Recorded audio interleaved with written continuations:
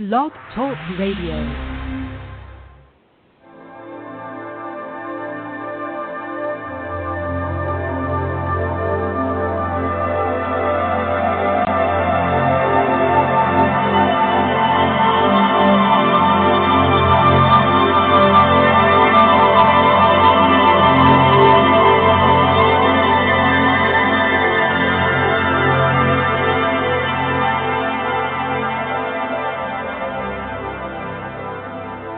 Greetings, everyone. This is the Sound Health Option Show for February 16th, 2014, with Richard Olson and... Sherry Edwards. I know back. It always throws you off. We'll have to change that. Welcome back. We're glad you could be with us. I just think you could say my name with Richard and Sherry, you know. I guess I'll change it to saying your name. But that's a good way to pull me in, so... I know. Well, thank all of you for being here. We're doing a simultaneous broadcast. If you would like to listen to us on Blog Talk Radio, 347-850-1407. And if you're with us on Blog Talk but would like to watch the show, you can go to our website, soundhealthoptions.com, and go to the orange link radio, then go to Blog Talk Radio, and you'll see what we're going to be doing today. And we're going to be not showing a lot, but still keeping up with what our guest is going to tell us. I did not find a website for him, so we'll ask him about that. We are coming to you from the studios of Sound Health and the Institute of Bioacoustic Biology. We're a registered 501c3 nonprofit. We are the largest alternative research center in Ohio, and we are now taking on something many of you have asked us to do, and it is working. We went into the hunger control mechanism because we'd done a study on glucose and one on insulin and one on food allergies and food inflammation. But somebody had the suggestion, go into looking at what controls the appetite. We almost have that finished. We've got about 4 people on it, and it looks like it has the same kind of result as getting your stomach stable. You just don't get hungry. Richard, we're getting feedback that you sound muffled. So we don't know what to do with that, but Richard's the sound guy, so he'll take care of it. What we do here at the center, and we hope lots of you will jump on the internet and look at some new things that we've just put up, we stick a microphone in front of your voice and we look at the frequencies of your voice, because we're coming to the conclusion, we don't have it yet, but we're getting there, that these frequencies can be used for diagnostic information and maybe the creation of a treatment modality to help people just look at health from an innate perspective, from an internal perspective. So that's the reason we do what we're doing, and we're going to keep gathering data. One of the things I've said often is we need data. If you get well, that's your problem. I probably should say that a little nicer and say we're here to do data gathering. If you get well, that's a nice side effect. Actually, I want to jump in on that. I think that's it's the first time I've liked the term side effect. I think that's a great one. All right. Want to remind people that we're doing a 2-day free. Now, it says $1,200 or donation, but you don't have to donate or pay anything. We just put that up there because that's what we normally charge for the course, but our idea here is to get this radiation information to everybody, particularly those on the Pacific Coast and other places around the world.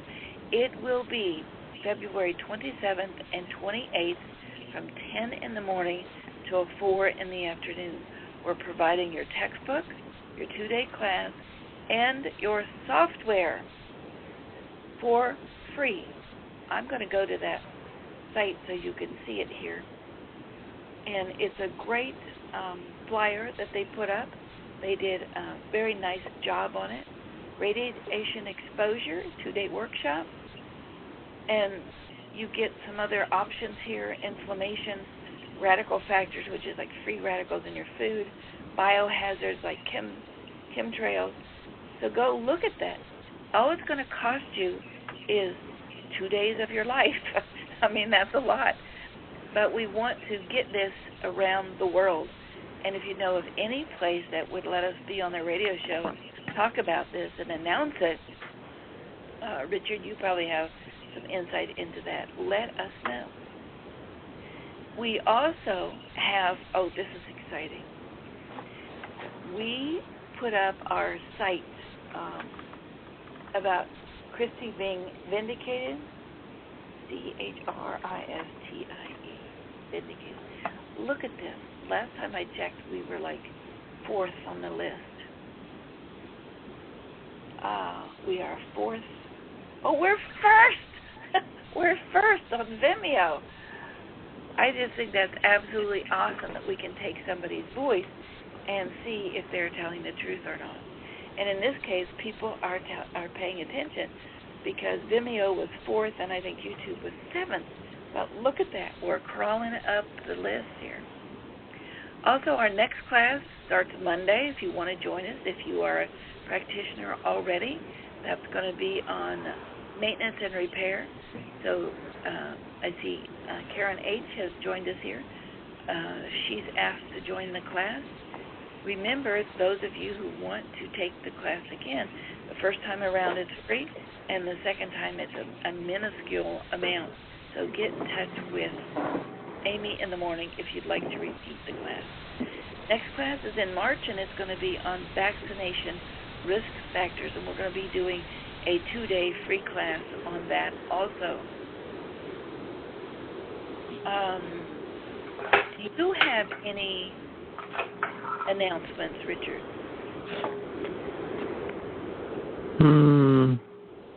I forgot. No, I could rant about any number of things. The toxic chemical spills happening repeatedly in North Carolina, where some chemical they use to wash the coal is spilling. It spilled once, and then several weeks later it spilled again, and the way they're bumbling around, not handling it, saying, oh, the water's fine, the water's okay. Wait, no, don't drink the water. Oh, wait, maybe if you're pregnant, if you're a child, if you're, a human being, don't drink the water. The way they're bungling that badly. And I think there's a governor in there that used to work for the company who's doing the spoils, so that adds a little bit of complexity, shall I say. Well, we're going to talk more about that on our Revolution radio show. That's on Wednesday evenings at 10 o'clock, and we'll put the link in for that. We're going to talk about the lawmakers and the lawbreakers. So we'll bring a lot of that in, but Richard and I often rant. Richard, I love the thing you sent me about where's the warming going. It's 94% to our oceans. I'm hoping we can talk about that on Revolution. Yeah. Yikes. I almost forgot our keynote. I read an article about how frequencies from outer space can make you sick. So interstellar frequencies can make you sick. So I put the link down here. I did. Check out this video. It was about, boy, this is a little messed up. I'll fix this later. But it's a heart math video about how frequencies of sunspots and moons and all that can affect you. So we've been doing that for a long time, and somebody got around to putting a beautiful video. We also just received I think it was April 2013, article about FDR that's going to open up a research project that's being done by one of our regulars, Moonstone is doing one on his team. So I sent you a link to that, so we'll get to it now because it seems that labored breathing, getting oxygen to the cells, is what's in the air at the moment. So we always read this for people, and it is the note of A sharp right now. That's the color of sort of a moving into violet red. It was violet blue or just violet. So asthma and breathing issues seem to be involved over the next few days. it's likely not your fault, but that of the interstellar frequencies if you're not breathing well. If you need more medication too, this is probably temporary. Always check with your wellness provider if you have questions about your meds. We are having to take such legal precautions here. There may be a need for more B vitamins for those of you who are monitoring your nutrients using our nutritional consultant software. Please let us know if you notice this trend in yourself over the next week or so, particularly B6 and B12. A lowering of energy or incentive may be noticed as a result of this lack. Norepinephrine is involved in energy production and weight loss. You may feel a bit more bloated with accompanying bowel discomfort. Don't know if norepinephrine can be purchased by the public, but some cold and sinus medications contain norepinephrine. I just found out, too, that naproxen does, but I'm just not sure people want to take it that way. We do it without. Lower back muscles may seem weak, but are likely being caused by weak stomach muscles, particularly the frequencies associated with the rectus abdominis and the quadrate of the loin. Now, all of these are similar frequencies.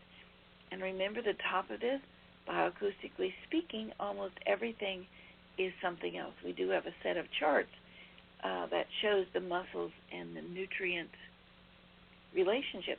I should put that up here. Write myself a note. For those suffering from joint pain or associated arthritis-like pain, inflammation causing prostaglandins will be active over the next 10 days or so. And I had a question. I'm getting lots of them, so I'm just putting them in here. I read these keynotes, and they are spot on. How? Why? And I wrote back, I think all life forms were meant to be in sync with the movements of the planet. And while bug and animal life is still mostly in tune with planetary revolutions, we humans have gotten polluted to the point that to survive, we must turn away from outside influences. The more in tune with what you see here, the more in tune you are with the natural world and how it ought to be. Just my opinion. Richard. I want to jump on that for a second, actually. Is my audio better now? A little bit. That sounds a little better. Well, you sound better, but your volume is very low. Okay, I'll just talk a little louder. My other mic died. That is good. So what I was going to say is I think that's something that's really part of the go out in nature and walk barefoot. Now, in your case, maybe not right now. But when we can, I think animals have instincts that keep them on cycles and keep them in sync with the planet, and I think that's part of exactly what you talk about with the keynote. And one of the reasons I like the keynote so much is that it really is, we're all a giant thing here. It's a giant quantum field. And why would we think that the universe would not have effect on us? And that's sort of a reverse positive, but that's really, it's so true that the cosmos is bound to have an effect. We're all part of this giant, bloogie, Star Trekkian, it's really true. We are part of the quantum field. It's huge. What I like about this is when we post this on Facebook, I start getting information back, and one of them said, I am so glad to know this dip in my energy is just temporarily, and I don't have to beat on myself for it. I'm going to take some extra B's and see how I feel. So it gives people a reason, and they've not beaten up on themselves. So I like that too. I'm going to ask you if any of you are overweight or want to lose weight. Probably a nice show of hands would be popping up there. Our guest has been involved in health issues and weight control for he's done 30 years of research in health and weight control, published a book called Fat Control that I have over here, and he calls it NET, Nutrition, Exercise, let's see if I can make it bigger, Nutrition, Exercise, and Thinking. So we're going to ask him about all three of those. So if you have questions, please put them in the chat. He addresses obesity, the obesity epidemic, vitamins, minerals, fats, carbohydrates, proteins, fiber, cholesterol, sodium, aerobic, anaerobic exercise programs, basal metabolic rate, biometric measurements, body composition analysis, fat versus water and muscle fat. I like that idea. Non-exercise activities, thermogenesis. I was going to ask him about people who are handicapped. And thermogenesis, how to get your body heat up and burn more fat. Wanted to share information that will use behavior modification techniques and behavior charts to monitor one's eating behavior for permanent health and lifestyle changes. Estimates that 80 to 85% of the population is overweight, and that's about what he's going to talk about. He's a senior consultant to a National Weight Control Corporation for Product Development and Research. And now Richard's going to talk to you. Our guest, Richard, that would be great. Okay. Dr. Vincent Filingeri, author of Fat Control, The Net Equation, is a licensed psychologist in New York, New Jersey, and Arizona. I'm curious about that, too. Why 3 states? Like the challenge, I guess? In his book, Filingeri addresses everything from the obesity epidemic to vitamins, minerals, cholesterol, and anaerobic exercise programs. And changing your mind is how I would put it. I'm certain he has a much better way of saying that. Welcome, Dr. Filingeri. Good morning. Good morning, and thank you for having me on your show.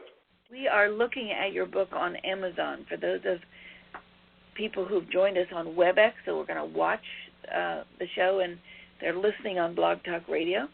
We're looking at your book. You talk about 3 things. Is there any one that's more important, or just a balance of all of them? Where do you want to start with telling us why this book is a great and wonderful idea and it's going to solve all of our problems? That's an excellent question. In order for me to answer that question, I want to take you back in time to a person by the name of Hippocrates, the father of medicine. And he indicated at one time in this quote the following: if we can give every individual the right amount of nourishment and exercise, not too little and not too much, we could have found the safest way to health. I believe that particular quote provides the essence of the core of the kind of message that I want to give regarding my approach to weight loss. To me, the 3 factors that I've outlined in my book, nutrition, exercise, and thinking, are equally important in being able to achieve long-term fat loss. All of those components, those 3 components, must be part of the equation in order to sustain weight loss over time. Many of the diet programs that are out there and the diet books that are out there tend to stress 1 or maybe 2 at most of these factors. They tend to stress either to a high level of carbs, carbohydrates, or a very high level of proteins or high level of fats, or vice versa. Those extremes of content, whether it be carbohydrates, proteins, or fats, will tend to cause the body to reject them and eventually lead to fat gain or weight gain. So I don't accept that approach. The only approach I accept is one where there's balance and moderation in one's approach. Well, when that quote is great and wonderful, but that was a long time ago, and I read so many articles that say our food doesn't have any nutrients, or not many nutrients anymore. So when you're talking about what we're eating, do you add nutrients of some kind of program to add to the useless food? Well, it is true that food has changed over time and that the nutritional composition of food has diminished. One of the things that people can do to help obtain as much of the nutrient composition as possible is to purchase organic or non-GMO foods. In that regard, many of the preservatives and other elements that tend to diminish nutrient composition are decreased. In addition to that, many individuals who are not getting the proper nutritional amounts in their daily intake could supplement their food intake with a multiple vitamin that would have the vitamins and minerals that would be necessary for the body on a daily basis. So organic food but not really nutrients? Organic foods tend to have more nutritional composition than those that are not organic. And also the GMO foods tend to have a different composition than those that are not GMO. That's genetic modified organisms that many people are hearing about these days. So to me, having a variety of foods that are considered healthy, are all part and necessary to this particular plant. I stress the nutritional aspect of it, but nutrition is only one part of the total equation that has to be looked at. Well, let's step back. You've touched on this a little bit, but let's step back a minute. How serious is overweight? You said 80 to 85%, but where does overweight stop, obesity start, serious disease start, and how much overweight? 10 pounds, 50 pounds, 300 pounds? Okay. Well, I would say that about 80 to 85% of all physician visits are the result of psychological and lifestyle issues. The obesity epidemic is a pandemic, not just in our country, but throughout the world. And in the United States alone, approximately 2/3 of our population are overweight and in serious need of assistance so that overweight status does not lead to an obese status. When we talk about being obese or being overweight, there are defined definitions of what that means. For example, when we refer to obesity, we're talking about someone whose desirable body weight or ideal body weight is at least 20% or more over what it should be. Someone who's overweight, it would be anywhere from 10 to 19%.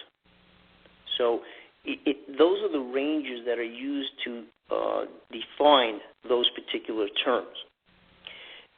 This condition, obesity, is a chronic disease, and it has tremendous ramifications to one's health going forward.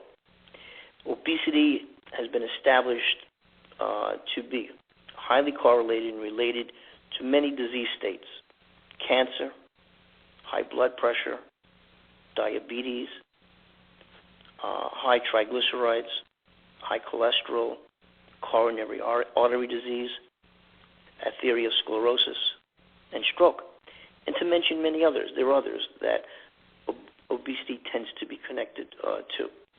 So it's very, very important that if one wants to decrease their risk status, one needs to deal with this very, very real issue of obesity or being overweight.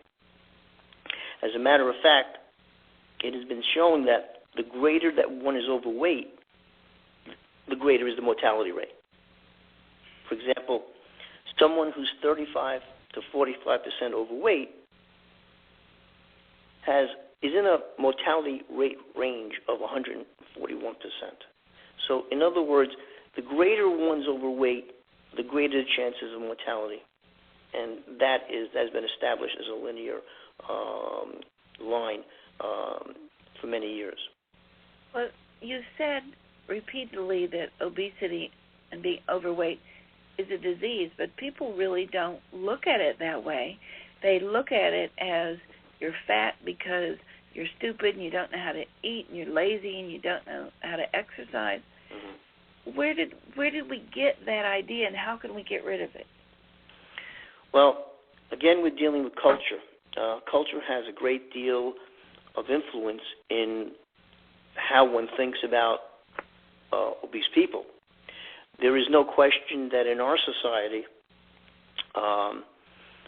being an obese person is a form of discrimination when it comes to employment and hiring practices.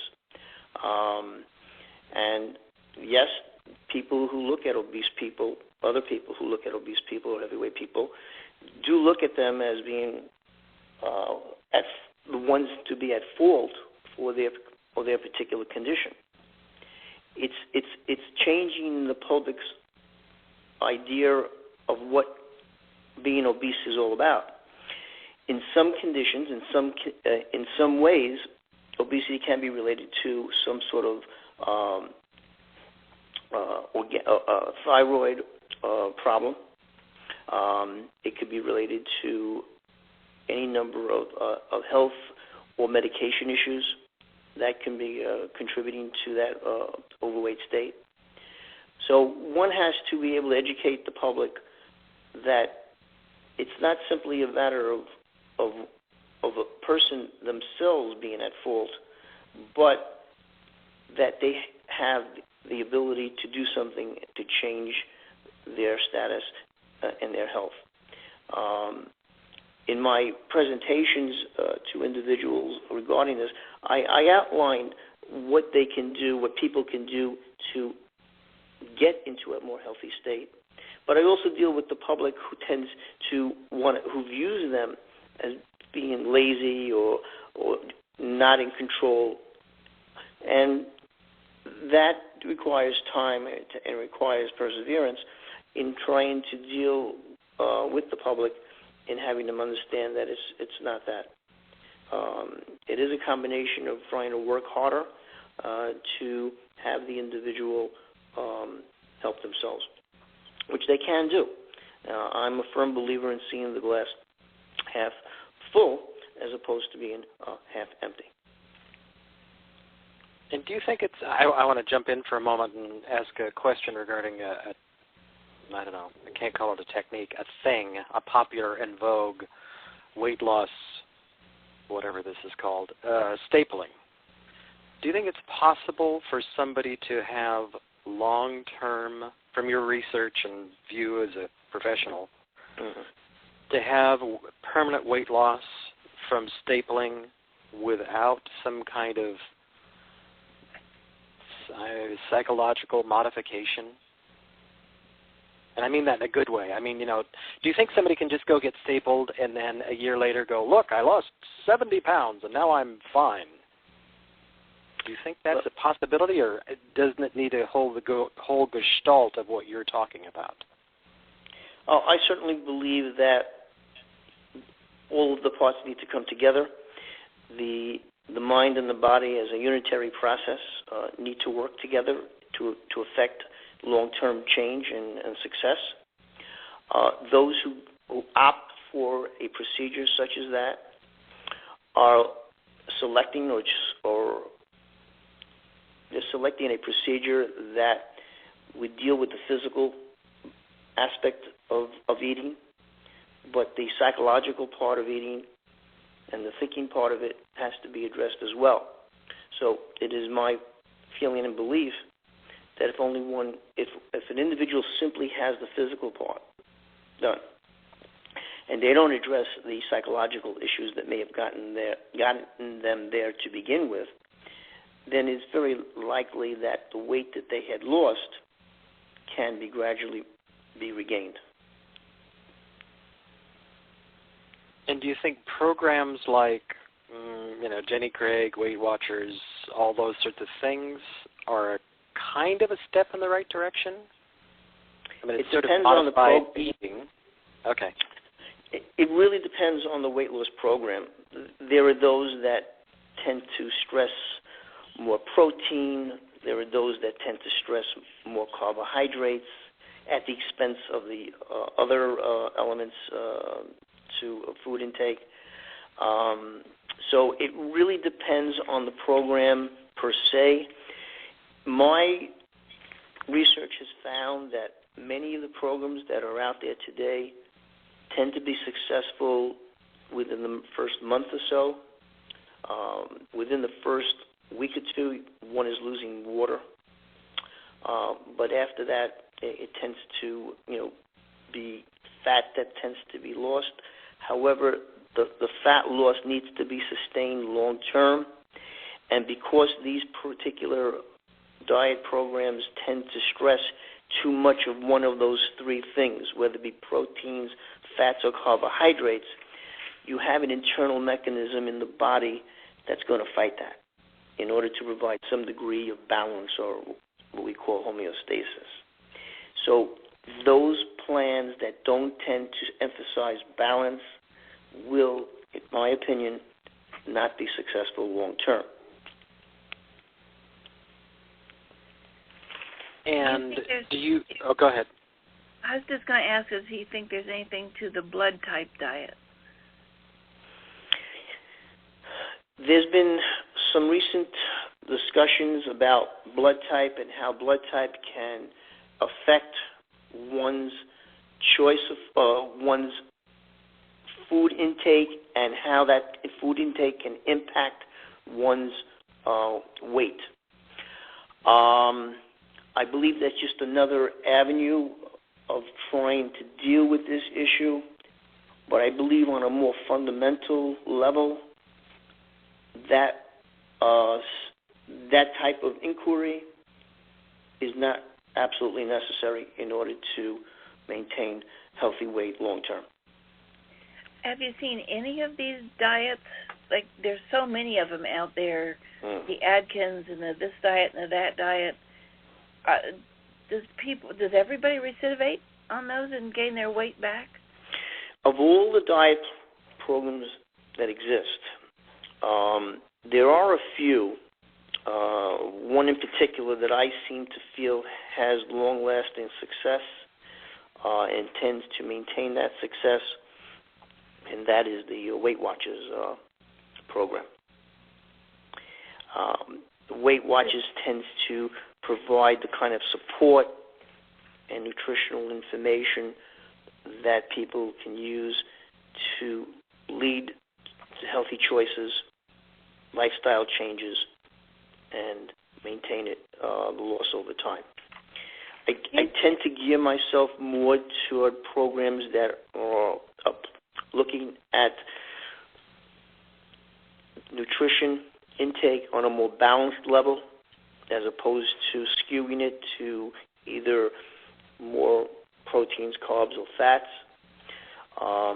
There are very few programs, in my opinion, that tend to do that kind of basic balance, one of which would be the DASH program, which stands for Dietary Approach to Stop Hypertension. That was a government program that was sponsored by the government, dealing specifically for high blood pressure. And the other one that tends to be more balanced is the Mayo Clinic diet program. They tend to have a more balanced kind of approach to what I am offering. I'm going to come back to that question because you said you're offering. So remind me to come back to that. That's an important one. But there's a couple of diets that just seem to be popping up right now. One's a ketogenic diet for diabetics. Can you talk about that a little bit? Well, dietary programs that tend to gear toward the diabetic population, tend to be those that are very much in line to what I'm offering, because when we're dealing with diabetes, we're dealing with a very serious condition of sugar control. And one of the most serious culprits in putting on excessive fat is excessive sugar intake. in addition to a high sodium intake and high saturated fat intake. So those dietary programs that tend to be geared to a diabetic population, I tend to be more in favor of. Again, I would have to have more specific information of how they incorporate other aspects in addition to nutrition to modifying one's lifestyle change, because nutrition alone is not enough for this kind of healthy approach to maintain itself long term. Well, it's a double whammy because it says right on the contraindications for insulin that it may make you gain weight. So that's a problem too. And some medications, like some ADD medications, make you gain weight. So there's another aspect. But you said that the help you're trying to provide, do you see people individually, or do you have a clinic? When I was in practice, I saw individuals both privately as well as in group. Both were very important parts to provide the support that was necessary for individuals to take an objective look at themselves and to be able to monitor their progress on a day-to-day basis. Individual therapy was always provided as an adjunct to group therapy, where individuals had an opportunity to meet with other individuals who had similar difficulties and could share their problems and their issues with others and obtain valuable feedback from others concerning the problems that they shared together. So people need a support network or some kind of reason out there in the future to want to lose the weight, and they have to have that with it. Absolutely. Yes, absolutely. Support is very necessary, whether it be in group therapy, whether it be through the family, spouse, social institutions, organizations. Yes, support is a necessary part in order to maintain this kind of weight loss success that I'm talking about. You talk about several different aspects of diet, and I'm fascinated by this idea of a thermogenic diet, or is that a diet or a concept? Well, thermogenesis is a fancy term that simply means heat energy to burn calories. There are thermogenic foods that one could have, and because of their very nature, tend to allow the burning of calories as opposed to non-thermogenic foods. But one of the other things that I would want to mention concerning thermogenesis is a concept that many people either don't know about or others have not written about, and that is the NEAT factor. That's NEAT, which stands for non-exercise activity thermogenesis. What that basically means is that through the research that was done maybe 10 to 15 years ago by a Dr. Levine, those activities that we do on a day-to-day basis are thermogenic in that they can add to the calorie loss that we're looking for, the fat loss that we're looking for, by engaging in activities that are different from we're not talking about eating, sleeping, or sports activities. Those activities in themselves can be cumulative and add to our burning of calories. It's been established through research that obese individuals tend to have a lower NEAT factor than those who are not obese. their thermogenic network, if you will, is not as high. And in a given day, those that are obese can actually be burning 300 to 700 fewer calories than those that are not obese. So the idea here is that we need to be able to understand that our daily activities can help us a great deal, and what we do in those daily activities can help us a great deal in helping us get to where we want to get to. Let me give you an example.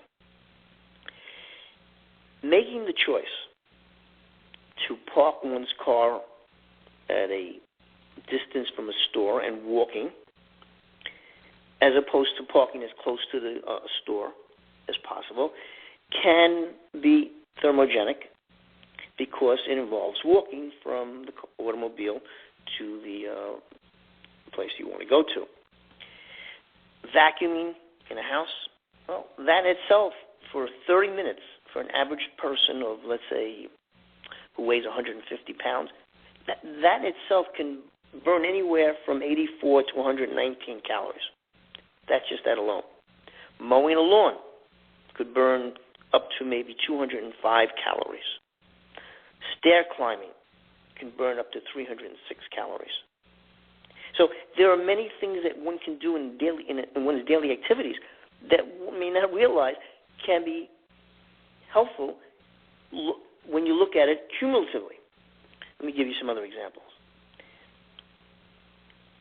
Shoveling snow, which for many people throughout the country this last few days or even weeks, is thermogenic.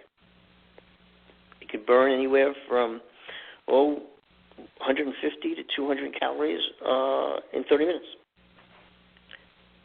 Washing one's automobile, also thermogenic. And one may not even realize it, but even brushing one's teeth for 2 minutes can burn anywhere from 5 to 6 calories.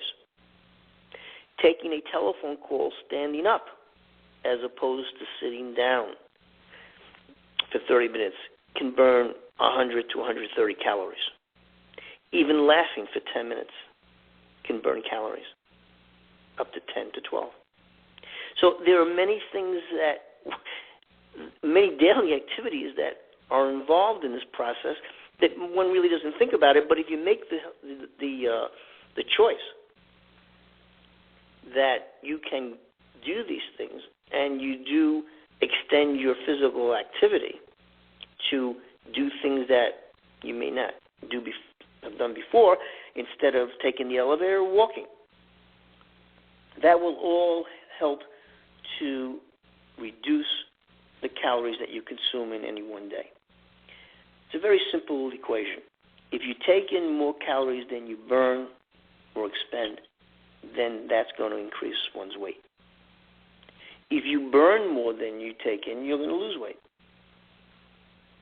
So this idea of NEAT is very interesting and very valuable because it provides us with another tool to get to where we need to go. Now, as far as thermogenic foods are concerned, well, one may not understand it or know it, but certain thermogenic foods will help in this process, some of which would be an apple, an apricot, broccoli, eggplant, onions, oranges, raspberries, strawberries, tangerines, and watermelon. So these particular foods tend to have a thermogenic effect in that they actually burn more than what they actually have in them. So these are, again, a question of making a healthy choice in what a person is consuming, in addition to the physical activity that I mentioned before. And do you think with the... go ahead. I was just going to ask... No, you go ahead, Richard. Your turn. Okay. I think we're asking the same question. With these changes with the addition of the sort of neat concept, do you think over some time that people can change their metabolic rate or alter it? So if you're, somebody who has a slow metabolic rate, that you can begin to alter that so that you become a better burner, shall we say? Absolutely. There's no question that one's metabolic rate can change, and it can change through various activities. I would say at this point that in order to increase one's metabolic rate, exercise would be one of the things that could be done to allow that to happen. In general, exercise will increase one's basal metabolic rate. It would provide a thermogenic effect in that it would help people burn calories. It also has numerous other advantages.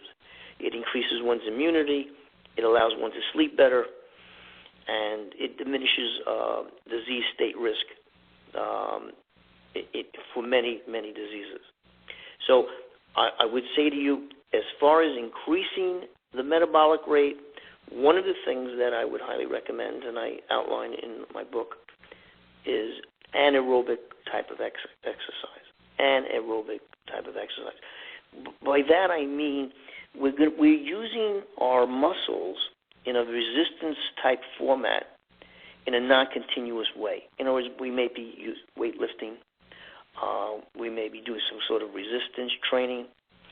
What research has found is that kind of heavy resistance does, in fact, increase one's basal metabolic rate up to 24 hours post-exercise. So not only is it helping the individual obtain the muscle, increased muscle mass that they need to help burn fat, but it's also allowing that metabolic rate to sustain itself for almost a day later. So that would be one of the things that I would recommend, but I wouldn't limit myself to only anaerobic type of exercise. I would also want to include aerobic type of exercise, which is for cardio strength as opposed to muscle strength, where that is a more continuous type of activity, more vigorous type of activity, and that will also increase basal metabolic rate up to 12 hours post-exercise. So those are two, and that would include like walking, cycling, jogging, running, skating, tennis, those type of activities. So these are things that one can do to increase one's metabolic rate. Absolutely. So it can change, and it will change if one does those things. Well, I wrote down all those foods. I'm going to go out and that's what I'll have for breakfast. I like that idea, eat and lose weight, because it takes more to use it up than... Speaking of foods, though, is there some worst foods, best foods? How about people who have allergies? That's three questions in one, sorry. So start with worst foods and best foods. Yes. Foods have an effect on the body, and one of the things that one needs to understand about foods, in addition to getting the proper amount of nutrients, namely the vitamins and minerals in your foods, it is the fact that there are certain foods that tend to be pro-inflammatory, and there are those foods that tend to be non-inflammatory. It's those foods that tend to be inflammatory that tend to be the problem in causing disease and causing problems with regards to weight. Those that I highly recommend are foods that are alkaline or non-inflammatory type foods. For example, the kinds of foods that would certainly have the vitamins that we need on a daily basis that would be considered alkaline would be foods that would be like broccoli, would be alkaline, cabbage, parsley, avocado, apricots, arugula. These are just some of the foods, but there are many foods that tend to be classified as alkaline.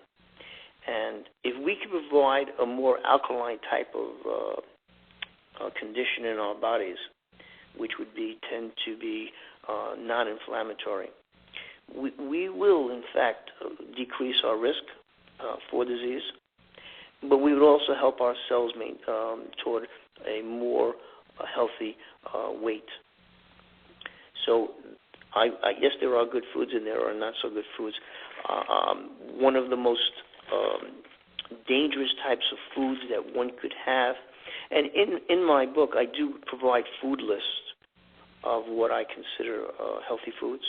I list fruits, vegetables, legumes, certain whole grains, herbs and spices, along with other types of food categories that people can look into as being part of a healthy life choice, as well as providing luncheons, suggested luncheons and dinners and side snacks, snacks and side dishes that would also help in their healthy choice approach. But what I want to say is there are certain kinds of foods that are considered unhealthy. And but before I actually indicate what they might be, I just want to stress to your listening audience is that whenever we have an excess of carbs, and I know many of the programs, many of the diet plans and programs that exist out there, they do stress a higher level of carbs. Anytime you have an excess of carbs in your diet approach, and I don't tend to use the word diet in my approach, I look at it as a lifestyle change.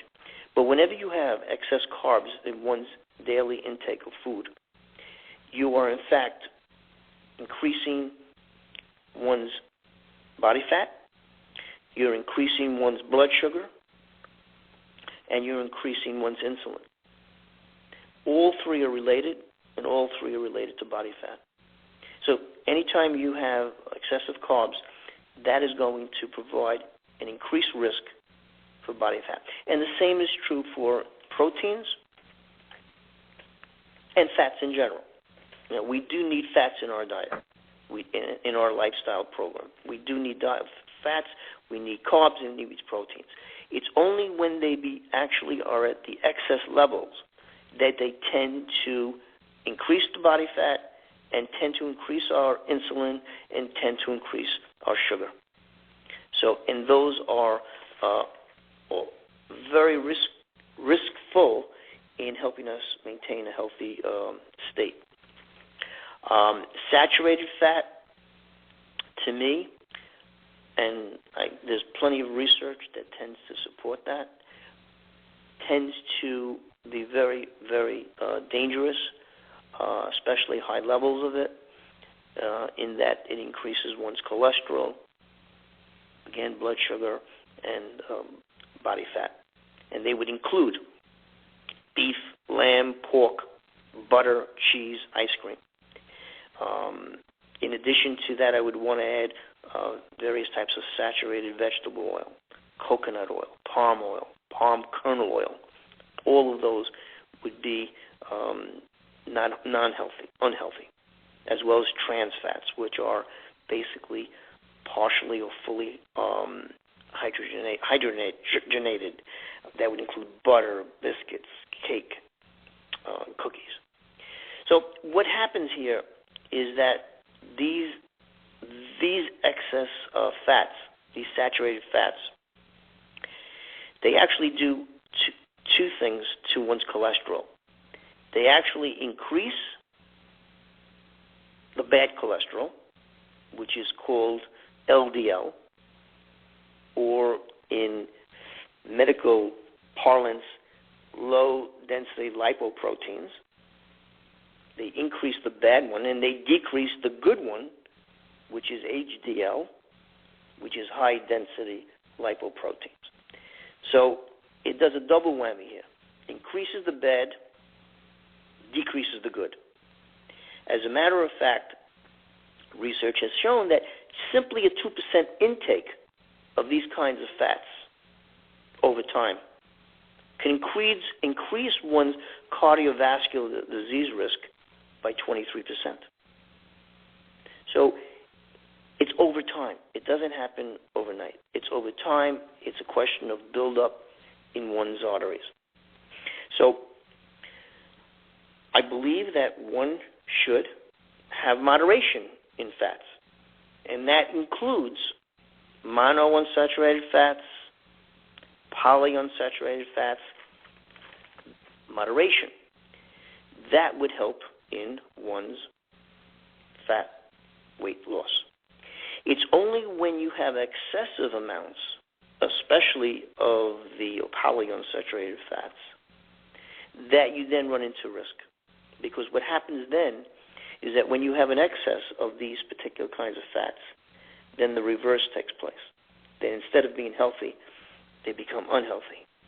And what we want to do is we wanted to be able to decrease the LDL, or the low density, or the bad cholesterol. A decrease will actually, an excess of the polyunsaturated fats would actually decrease your good cholesterol. And therefore, that's a situation that is not going to be healthy, because the good cholesterol actually removes any of the excess plaque or cholesterol that's forming in the arteries. So you've got to have some degree of balance here, and when you start having excess, even with good fats, they tend to become a problem. So that would be something that I would want to stress as well. I'd like people to know that one good way of remembering what the difference is with regards to LDL and HDL is that the LDL, which is the low-density lipoproteins, is the lethal one. That's the bad one. They will increase one's fatty deposits in the arterial walls, and over time, and again I stress, over time, this does not happen over one day, the buildup takes place. And that will lead to, can lead to, coronary artery disease, obesity. So the goal here is you want to have low LDL, as low as possible. On the other hand, you want to increase the high DL, or the high-density lipoproteins, because they have found that those are heart protective. They're cardioprotective. They are considered good cholesterol. They carry little cholesterol, but they remove the excess cholesterol. So higher HDL is a goal that I should think that people would want to have a healthy heart. So you want high HDL, you want to increase the HDL, but you want to decrease the LDL. And the more HDL that exists, the greater heart protection you have. Very good advice. We have one, I think, very important question from the audience. How do you feel about eating GMOs and whole grains? Right now, the GMOs, genetically modified organisms, are being investigated as far as their effects on the human body. The jury is still out. However, some research has found that they can have an effect on immunity, gastrointestinal distress, and I guess in time there'll be more information regarding what other effects can have on the human body. But what's very interesting about GMOs is that they are either restricted completely or modified to some degree in about 64 different countries of the world. So there is mandated labeling of GMOs in 64 countries of the world. So obviously, for 64 countries of the world, there must be something that they have found or are telling their people that it needs to be labeled, and people need to have to make an informed decision based on this kind of labeling. I do believe that GMOs, unfortunately, in my opinion, they are in about 80% of the foods that we eat. And one of the movements that's geared to dealing with this very high percentage of GMOs in our food intake is organizations that verify that they are GMO free or they're organic. So many of the labels that are out there today, if they've been tested to be non-GMO, the particular product will indicate such. And I believe individuals would have to make a choice if they want to wait to have that GMO now, that kind of product now, or wait and not have it pending further research that's ongoing. But personally, I feel that there's enough evidence, at least from what I have come across, to at least want me to gear toward a non-GMO product at this time. Absolutely. That's a whole nother show, talking about GMOs in our diet and how that, or at least from my opinion, now I'll use my opinion, that, it really does seem to have an impact. And it is interesting how other countries are saying no, just like no. That's it? No. And here we still seem to be wrestling with, as regular listeners know, my line is follow the money. So it's always that tricky gray area of, and industries driven by money. Doctor, I see that we've just about, we're actually a little over time. How do people find you? How do they do they get a hold of you? Do you do classes? Do you do courses? Or is your main focus at this point getting the book out there so people can use it as the primary tool? At this point in time, I would say that the primary way to obtain the information that I've discussed today would be able to obtain this book through the various booksellers, Amazon, Barnes & Noble. My books are available there. I don't have a website at this point in time, but I hope to shortly. Much of the information in the book is explained in terms that people can identify with in the sense of using it. And one very important part of the book, which I didn't talk about, is the ability for people to be able to monitor themselves, monitor their exercise and their food intake and their thinking, which is something that's very important to this whole equation of success. So the book does provide an appendix where there are like 11 different charts that one can use on a daily basis to help monitor their progress going forward, which I believe is very important to see, from where you are and where you're going at any given time. Excellent, excellent. I'm also add for those Android types such as myself that I saw your book was also available in the Google Books store. So that's it's getting out there. That's excellent. Thank you very much, Doctor. And Sherry, any thoughts? Just thank you. And we've been showing the information about your book on Amazon, and I love this piece about Abraham Lincoln. I think that's a real eye-opener for people, and we'll give them hope. Well, I believe there's hope. I believe people can change. I believe people need to have the knowledge to make healthy choices, and I believe people can be responsible enough for their own health.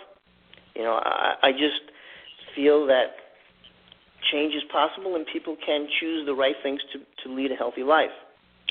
And as I stated in the beginning, as Virgil once said, the greatest wealth is health. And I certainly believe that. And I hope that my words that I presented for the people to help themselves will allow them to get to where they need to go because I know it's possible. Excellent. Thank you, Dr. Filingeri, and thank you, Sherry, and thanks again to our audience and the active chat over there on WebEx. And we will see you guys next week or on Wednesday. I know we have the Revolution Radio Show, and I'm not sure about Tuesday's happy hour. Consult soundhealthoptions.com. That's what I would say. Thanks, everybody. Thank you, Richard, and thank you, Sherry, so much for your allowing me to be on your show. I appreciate it very much. Thanks very much. Everybody have a great weekend. Yes, you too. Bye. Bye-bye.